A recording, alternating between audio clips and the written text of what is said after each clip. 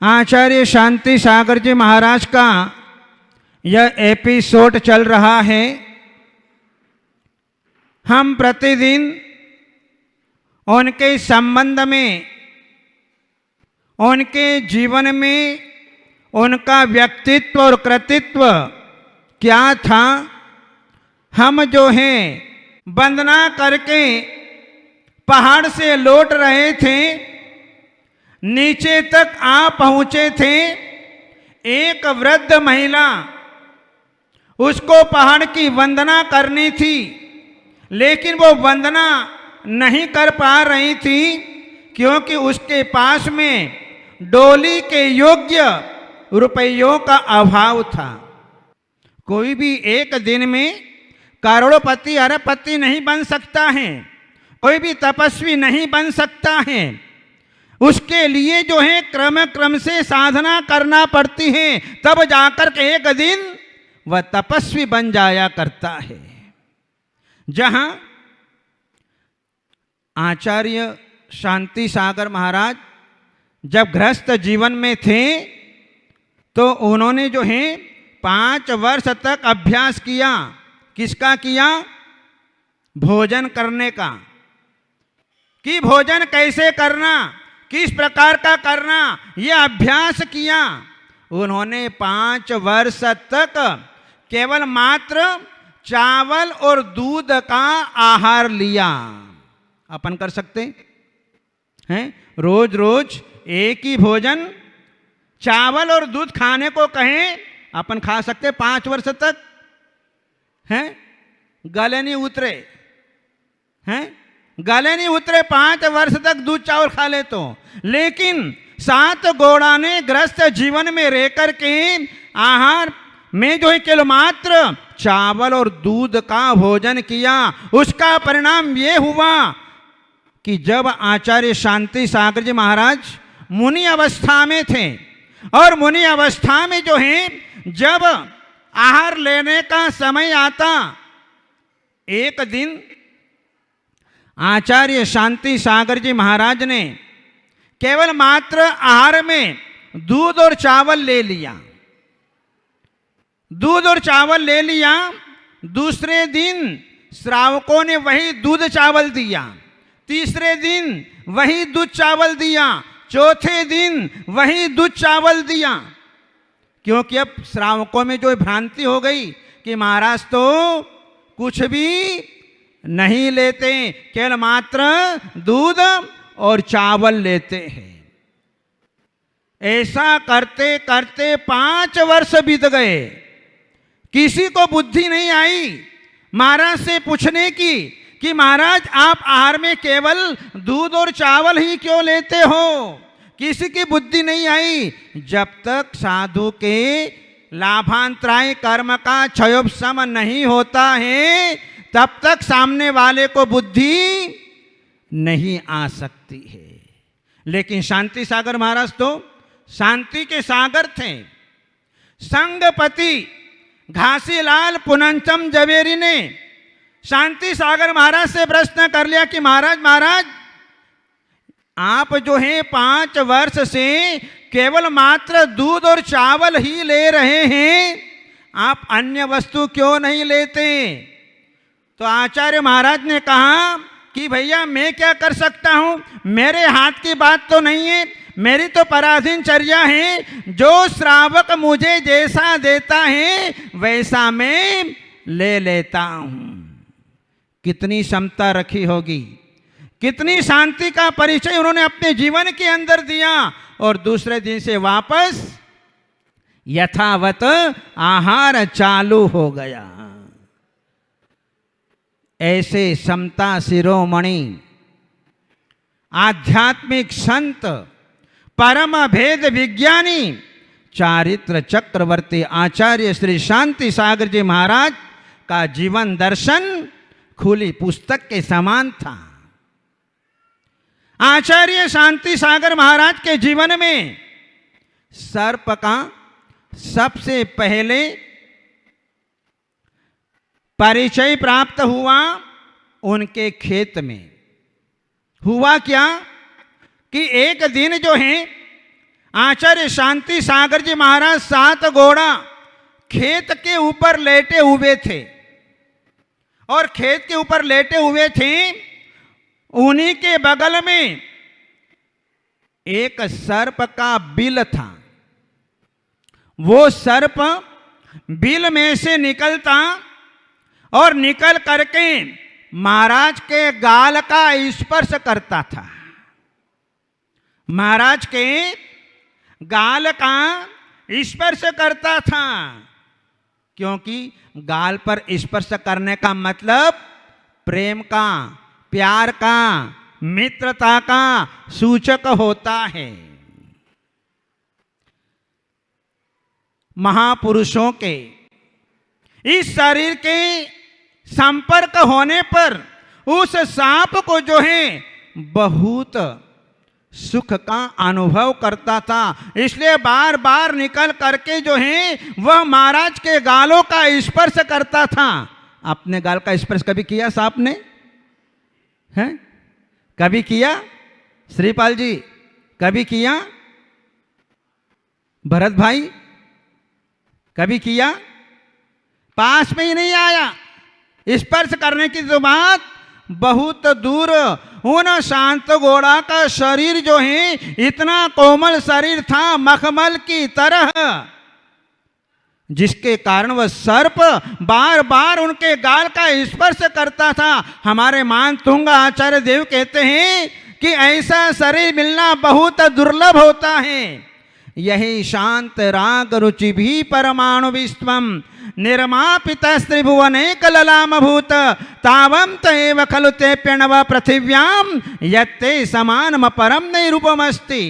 जिनका राग शांत हो गया है, ऐसे सुंदर परमाणु के द्वारा आपका शरीर का निर्माण किया गया है।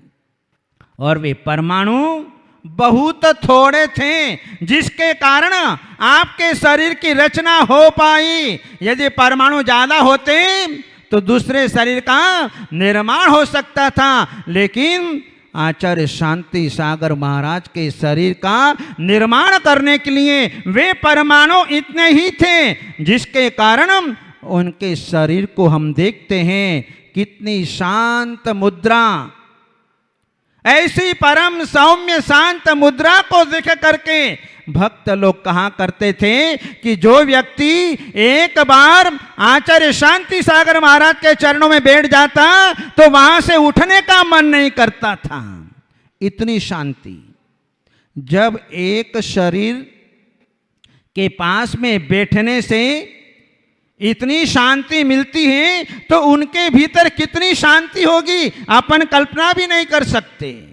यही तो जो है तपस्वी महापुरुषों का प्रभाव हम लोगों के ऊपर पड़ता है और वहां से उठने का मन नहीं करता है। जिस समय आचार्य शांति सागर महाराज के जीवन में जब उन्होंने क्षुल्लक दीक्षा को ग्रहण किया मुनि देवेंद्र कीर्ति महाराज से, उस समय में भी जो है उनके पास 2 बार सर्प आया और सर्प उनके शरीर के ऊपर चढ़ गया। तब भी शांति सागर महाराज ने अपने धैर्य को नहीं छोड़ा, अपने साहस को नहीं छोड़ा, अपने भीतर किसी प्रकार की घबराहट नहीं हुई। क्यों नहीं हुई? क्योंकि महापुरुष बचपन से ही निर्भीक हुआ करते हैं। जिस समय 7 घोड़ा अपने घर में निवास कर रहे थे, उस समय जो है उनके परिणाम वैराग्यमयी थे और अपने माता पिता से चर्चा की कि अब मैं जाकर के दीक्षा ग्रहण करूंगा, लेकिन माता पिता ने मना कर दिया। भीम गौड़ा पाटिल और माँ सत्यवती ने मना कर दिया कि अभी दीक्षा नहीं लेना, अभी हमारी वृद्धावस्था है, हमारा समाधि पूर्वक मरण करा करके बाद में दीक्षा लेना। 7 घोड़ा माता पिता की आज्ञा को टाल नहीं सके और जो है उन्होंने अपने माता पिता का समाधि पूर्वक मरण कराया। और जो है उसके बाद में एक दिन वे प्रति पूर्णिमा के दिन, अमावस्या के दिन स्तव निधि क्षेत्र पर जाया करते थे। भोज के पास में ही स्तव निधि क्षेत्र है। आप लोग गए होंगे, जब आप दक्षिण भारत की यात्रा पर गए होंगे उस समय जो है उस क्षेत्र पर भी गए होंगे। तो 7 घोड़ा अपनी बहन को लेकर के पूर्णिमा अमावस्या के दिन जो है वे जो है क्षेत्र पर जाया करते थे। एक दिन क्या हुआ कि 7 घोड़ा ने अपनी बहन को साथ में लेकर के नहीं गए, और साथ में लेकर के नहीं गए और जो है स्तव निधि क्षेत्र के दर्शन करके वे सीधे उत्तुर ग्राम में पहुंच गए, जहां देवेंद्र कीर्ति मुनिराज विराजमान थे। और जाकर के उनसे प्रार्थना की कि मुझे दीक्षा प्रदान कीजिए, मुझे मुनि दीक्षा प्रदान कीजिए। तब उनके गुरु देवेंद्र कीर्ति ने कहा कि भाई ये समय निर्ग्रंथ मुद्रा को लेने का नहीं है, क्योंकि चारों ओर मिथ्यात्व का बोलबाला है, जहां पर मुनि धर्म का परिपालन करना अत्यंत कठिन काम है। इसलिए अभी आप केवल शुल्लक दीक्षा को ग्रहण करिए। और जो है 7 घोड़ा ने गुरु के आदेश को स्वीकार किया और ज्येष्ठ शुक्ला 13 के दिन जो है सन 1915 में उन्होंने शुल्लक दीक्षा को ग्रहण कर ली। उस समय तो कमंडल भी नहीं था, तो गुरु ने एक लोटा उसमें रस्सी बांध करके महाराज को दे दिया और अपनी पिछी में से 50 पंख निकाल करके महाराज के हाथ में दे दी। घर पे सूचना भी नहीं दी, बिना सूचना दिए उन्होंने वहां पर दीक्षा ले ली। दूसरे दिन जो है बड़े भाई कुंभ घोड़ा आदि घोड़ा को पता चला तो भोज से उत्तर ग्राम गए और दूसरे दिन जाकर के जो है उन्होंने दूसरा कमंडल ला करके दिया। व्यवस्थित जो है पीछे उनको प्रदान की गई। इस प्रकार से जो है उन्होंने मुनि देवेंद्र कीर्ति महाराज से दीक्षा ग्रहण की। जहां एल्लक दीक्षा, जिस समय सांगली का परिवार सम्य शिखर की वंदना करने के लिए जा रहे थे, तो शुल्लक शांति सागर महाराज से कहा अरवाड़े परिवार ने कि आप भी हमारे साथ में सम्य शिखर की वंदना करने के लिए चलिए। शांति सागर महाराज जी तैयार हो गए, चलो शुल्लक दीक्षा में सम्य शिखर की वंदना कहाँ मिलेगी। तैयार हो गए और उस समय जो है उन श्रावकों के साथ में वे सम्य शिखर की वंदना की और सम्य शिखर की वंदना करके फिर वापिस जो है वही श्रावक गिरनार सिद्ध क्षेत्र की वंदना करने के लिए गए। वहीं पर शांति सागर महाराज ने विचार किया कि मैंने सम्य शिखर में तो बहुत नियम ले लिए, लेकिन यहाँ तो नेमिनाथ भगवान बाल ब्रह्मचारी तीर्थंकर जहाँ पर 72 करोड़ 700 मुनिराज मोक्ष गए, अब मैं यहाँ पर उनकी स्मृति में क्या नियम ग्रहण करूं।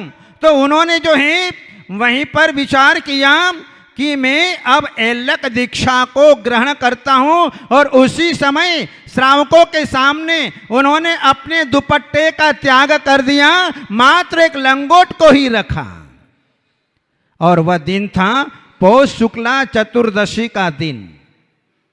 वहां से चल करके वे सांगली पहुंचे और सांगली पहुंच करके जो है फिर उन्होंने आजीवन वाहन का त्याग कर दिया। जहां गिरनार से जब वंदना करके लौट रहे थे, ठंडी का समय था, वंदना में लेट हो गए, आहार की चर्या के लिए उठे और जो है 4 बजे का समय एल्लक महाराज का पड़गहान हुआ और पड़गहान होने के उपरांत उनकी दृष्टि घड़ी के ऊपर चली गई। देखा अब तो भोजन का समय निकल चुका है, क्योंकि मैं भोजन करूंगा तो इन सभी श्रावकों का क्या होगा, इनके तो रात पड़ जाएगी। इसलिए उस दिन उन्होंने जो है भोजन नहीं किया और चौके में से उठ करके चले आए। इस प्रकार से जो है शांति सागर महाराज जो है अपने जीवन में अपने नियमों का ध्यान रखा करते थे और 5 वर्ष तक एल्लक अवस्था में रहे। पुनश्च अपने गुरु के चरणों में पहुंचे और गुरु के चरणों में पहुंच करके जो है यरनाल ग्राम में सन 1920 में, जहां पर उनके गुरु पंच कल्याणक प्रतिष्ठा महोत्सव करा रहे थे, जाकर के निवेदन किया कि भगवान अब मैंने अपनी आत्मा को परिपक्व कर लिया है, मैं किसी प्रकार से व्रतों में दोष नहीं लगाऊंगा, आप तो मुझे निर्ग्रंथ अवस्था मुनि दीक्षा मुझे प्रदान कीजिए। उपस्थित श्रावकों ने भी शांति सागर महाराज के तप की अनुमोदना की कि महाराज इनको दीक्षा प्रदान करें, मुनि अवस्था प्रदान करें।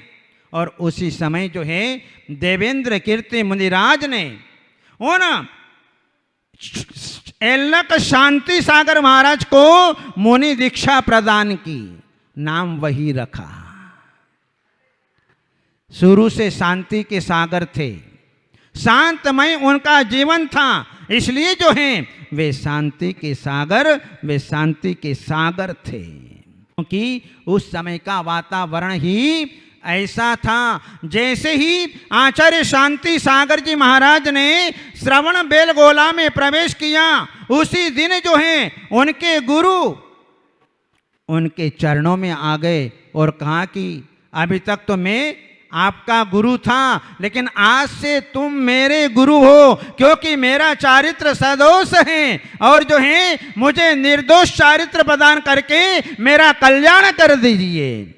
और जो है शांति सागर महाराज ने उनको जो है व्यवस्थित कर दिया, स्थितिकरण कर दिया और जो है गुरुनाम गुरु की संज्ञा को अपने जीवन के अंदर प्राप्त कर लिया। लेकिन आचार्य शांति सागर महाराज ने अपने जीवन में ये नहीं कहा कि मैंने अपने गुरु को दीक्षा दी है। आज कभी तक उन्होंने अपने जीवन काल में ये शब्दों का प्रयोग नहीं किया। ऐसी उनकी महानता थी, क्योंकि महान पुरुष अपनी शक्ति का अभिमान अपने जीवन में कभी नहीं करते हैं। ऐसे चारित्र चक्रवर्ती आचार्य शांति सागर महाराज का व्यक्तित्व कृतित्व बहुत लंबा है और अपन रोज एपिसोड के माध्यम से हम जो है यहाँ पर श्रवण कर रहे हैं। आप सबके लिए मंगलमय आशीर्वाद। बोले आदिनाथ भगवान की।